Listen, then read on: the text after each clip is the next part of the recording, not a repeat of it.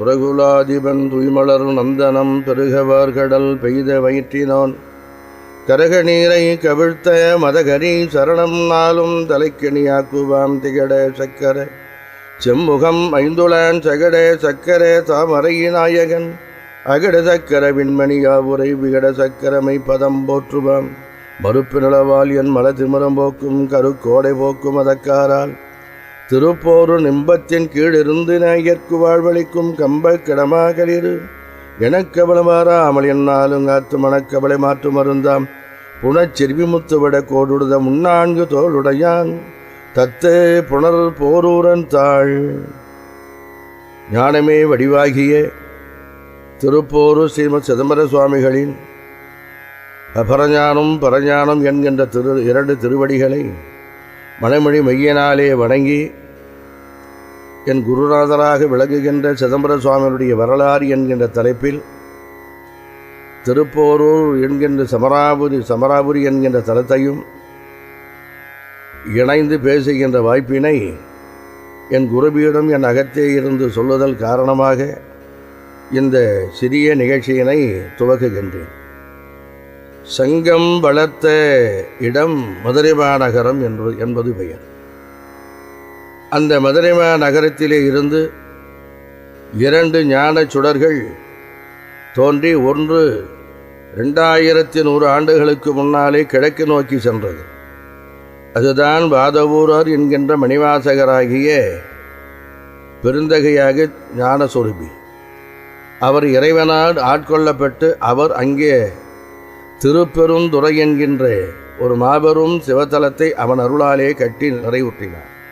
அதற்கு அடுத்தார் போல 460 ஆண்டுகளுக்கு பிறகு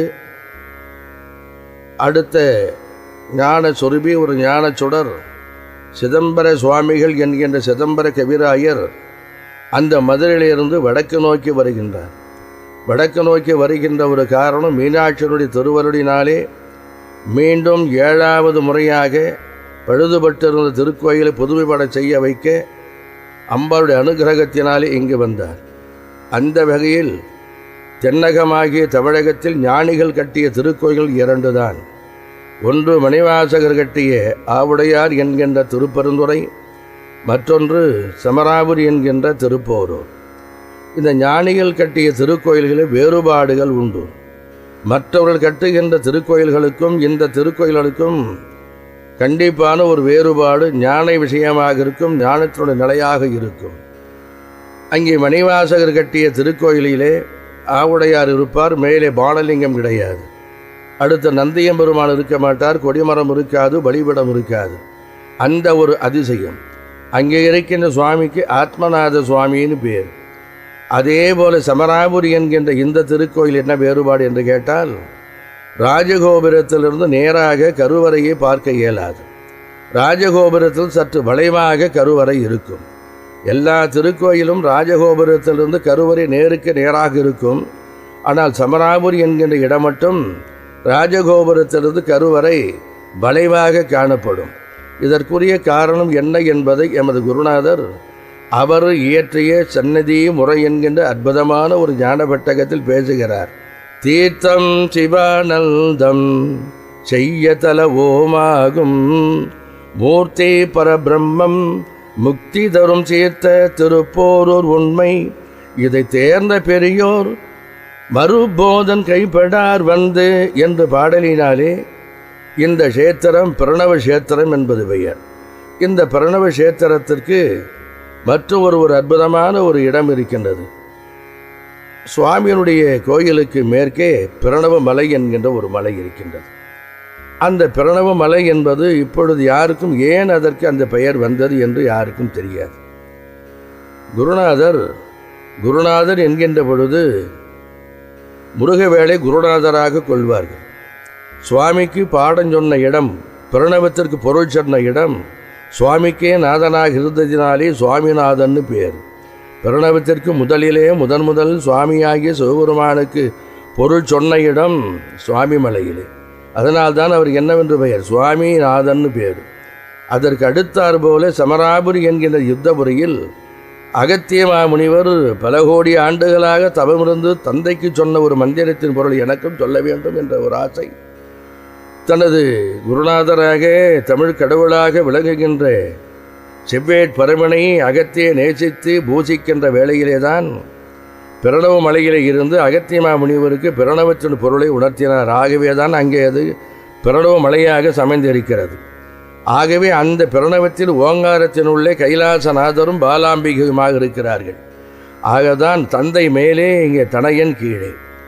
ஆக எப்பொழுதும் குமார கடவுள் குன்றின் மீது இருக்க வேண்டும். ஆனால் சமராபுரி என்கின்ற இடத்தில் மட்டும்தான் சிவபெருமானும் பாலாம்பிகையும் குன்றின் மேலே கீழே வந்து நெய்தள பகுதியாக விளங்குகின்ற இடத்தில் கீழே இருப்பார் நமது கடவுள் கந்தசுவாமி. ஆகவே இந்த வேறுபாடு. அது மட்டுமல்ல, இது 7வது தலமாக கருதப்படுகிறது. இந்த இடம் 7வது படை வீடு என்று சொல்லக்கூடாது. மற்ற 6 ஆதாரங்களுக்கு இடமாக சொல்லலாம். ஆனால் 7வது இடத்தை சுட்டி காட்ட இயலாது. அது பிரம்மநந்தனம் என்கின்ற தகராளிய ரகசியம். இது அது என்று சுட்டி காட்ட முடியாத ஒரு இடம்தான் 7வது இடம் என்கின்ற இடம். ஆகவே அந்த 7வது இடமாக இருக்கின்ற இடம்தான், அல்லது 7வது படை வீடு என்று சொல்லுவார்கள், அந்த இடம்தான் இது. ஆகவே பெரும்பாலானும் ஞானிகள் பாடுகின்ற பொழுது சமராபுரியை பாடினால் அரசே என்ற டைட்டிலை வச்சுதான் பாடுவார்கள். சஷ்டி கவசத்தில் பாடினால் சமராபுரிக்கு அரசே, வள்ளலார் பாடுகின்ற பொழுது திருப்போரூருக்கு அரசே என சொல்லுவார். ஆகவே இது அரச பீடம் என்று பெயர்.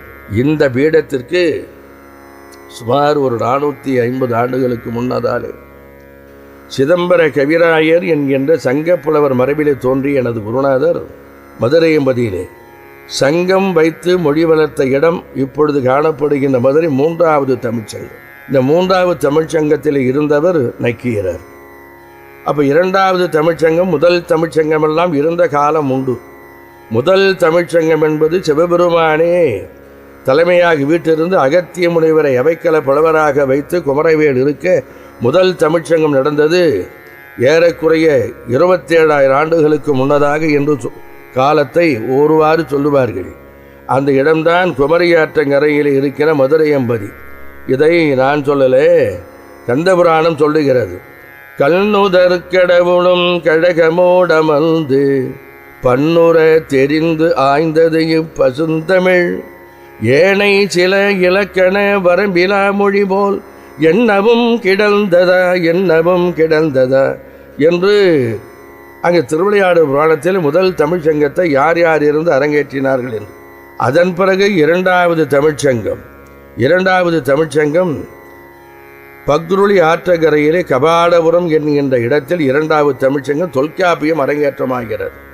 அதற்கு அடுத்துதான் 3வது தமிழ்ச்சங்கம் வைகை கரையிலே இப்பொழுது காணப்படுகிற மதுரை மாநகரம். சோமசுந்தர கடவுளே அதை ஆட்சி செய்தார் என சொல்லுவார்கள். குமார உக்கிர வழுதி என பெயரோடு குமரவேல் ஆட்சி செய்தார். மீனாட்சியும் ஆட்சி செய்தார் என்று வரலாறு சொல்லுகிறது. அந்த வகையில் தமிழை சங்கம் வைத்து தமிழ் வளர்த்த இடம் தமிழகம் மட்டும்தான். தமிழுக்கு மட்டும்தான் சங்கத்தமிழ் என்று பெயரை ஒழிய மற்ற மொழிகளுக்கெல்லாம் சங்க கன்னடம், சங்க மலையாளம், சங்க இங்கிலீஷு, சங்க குஜராத்தி, சங்க ஒரியா, சங்க இந்தி எல்லாம் சொல்லக்கூடாது. ஆக தெய்வீகத்தை சார்ந்த ஒரு அற்புதமான மொழி தமிழ். அந்த தமிழ் மரபிலே தோன்றிய எனது சிதம்பர குருநாதர் சிதம்பர கவிராயர். ஆனால் அவரது காலம் இந்த காலத்தில்தான் வந்தார் என்று யானும் ஏறக்குறைய 20 ஆண்டு காலமாக பல இடங்களிலே தேடி திரிந்து சுவடுகள் ஒன்றும் கிடைக்கவில்லை. 1907ஆம் ஆண்டு பதிக்கப்பட்டிருந்த சந்நிதி முறையிலே சில குறிப்புகள் காணப்பட்டது. 1854ஆம் ஆண்டு, 1869 என்று 3 பதிப்புகள் வந்து இருக்கிறது. ஆனால் 1897ஆம் ஆண்டு பதித்த ஒரு பதிப்பு தான் இந்த தினம் பிரிட்டிஷ் மியூசியத்தில் இருப்பதாக ஒரு செய்தி. அது ஒரு பக்கம் இருக்கட்டும். இருந்த வகையில் என் சிதம்பர குருநாதர் எந்த காலத்தில் எந்த வயதில் இங்கே திருப்போரூருக்கு வருகிறார் என்பதை ஒரு அனுமானமாகத்தான் சொல்ல வேண்டியிருக்கிறது. சமராபுரி என்கின்ற அற்புத தலத்தை மீனாட்சி அருளினாலே பார்க்க வருகின்றனர்.